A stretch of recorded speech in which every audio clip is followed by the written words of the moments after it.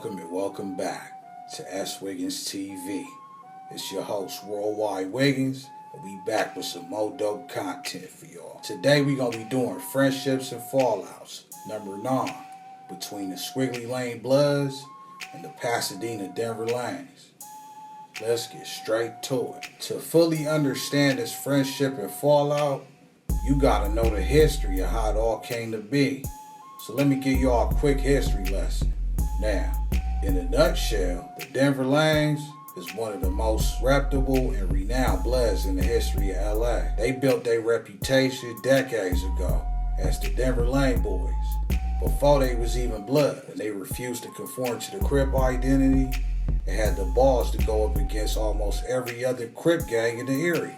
They also was known for producing underground West Coast rap legends like Laniac and B. Braze, who contributed to the Damu Riders album. Members of the LA Denver Lanes later migrated to Pasadena, California, and started a hood out there. This particular group of Bloods became known as the Pasadena Denver Lanes, or PDL for short.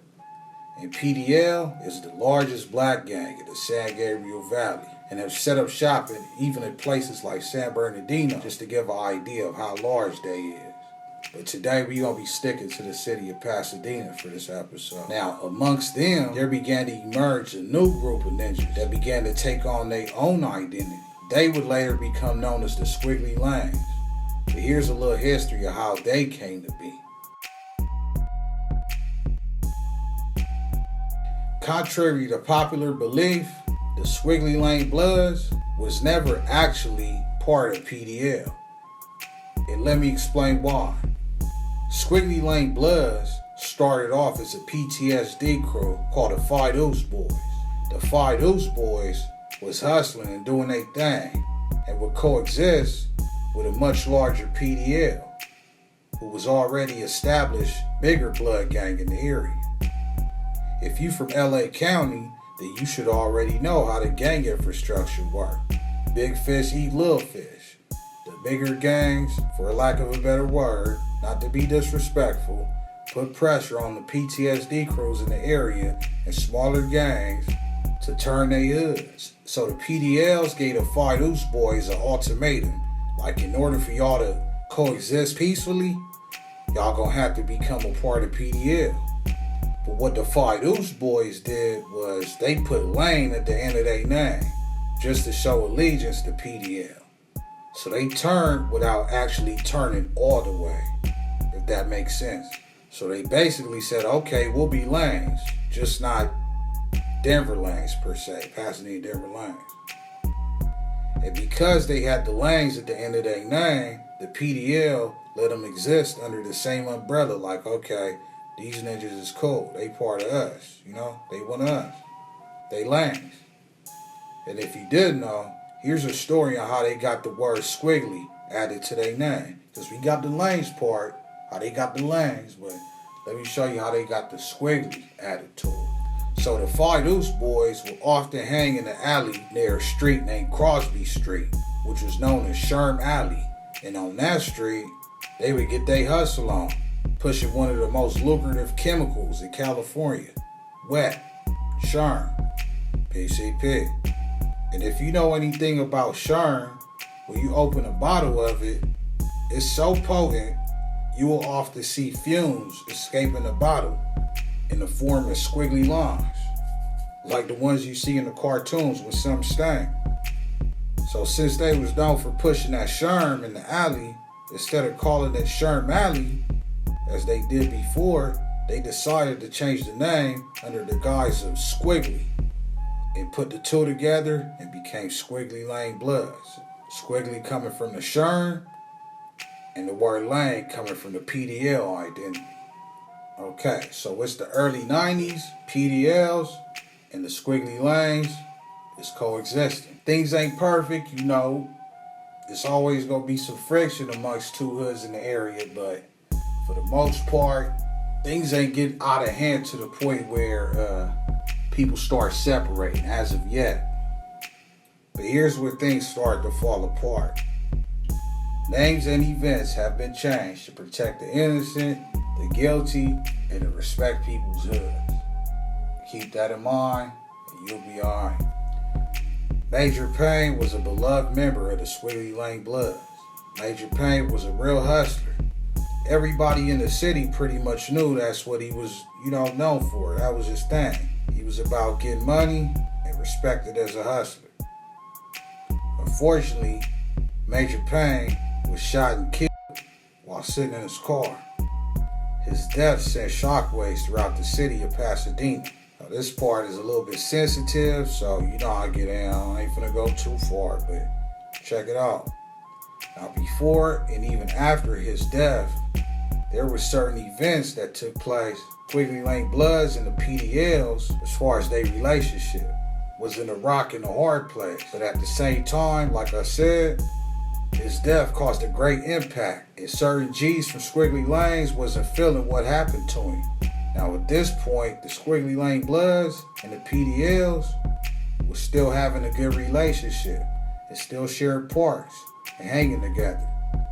But eventually, some OG calls was made, and they decided to keep their distance from the PDL and would later relocate instead of sharing their parks just to keep that said distance. And from there on is where things really cracked off. That's when the drama really kicked in. You know me, so you know certain things I'll never say on here. But if you a day one wig splitter, then you mess with my channel. And you remember when I did that documentary on Stone for Squiggly Lane.